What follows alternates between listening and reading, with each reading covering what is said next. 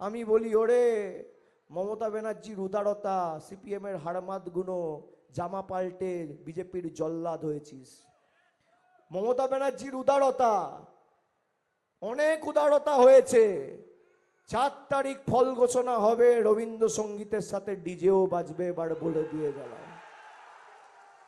আর অমিত শাহকে চ্যালেঞ্জ, উনি বলেছেন চুন চুনকে হিসাব হোগা।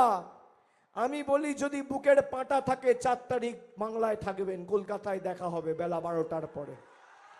কত ধানে কত চাল বুঝবো। আমাদেরকে ধমকানো, আপনি ভাবতে পারছেন? বাংলার মাটিতে এসে বাঙালিকে শাসাচ্ছে, বাঙালিকে চমকাচ্ছে।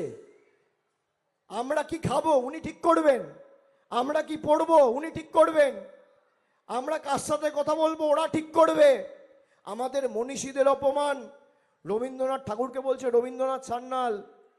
আজকে দেখছি উত্তরবঙ্গে যোগী আদিত্যনাথের কোনো একটা সভা ছিল, সেখানে উত্তরবঙ্গকে বলছে উত্তর বিহার। রানী রাসমণিকে বলছে রানী রাসমাতি। স্বামী বিবেকানন্দকে বলছে অজ্ঞ বামপন্থী প্রোডাক্ট।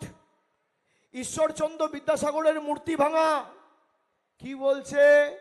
বলছে পাল্টানো দরকার, তাই নাকি চাই বিজেপি সরকার। এবার মজার জিনিসটা দেখুন, যারা বিজেপির গুন্ডা ছিল, যাদের নেতৃত্বে ঈশ্বরচন্দ্র বিদ্যাসাগরের মূর্তি ভাঙা হয়েছিল, মনে আছে 2019, তারা এখন হাতে রুই বোয়াল কাতলা নিয়ে প্রচার করছে বাঙালির মন পাবে বলে।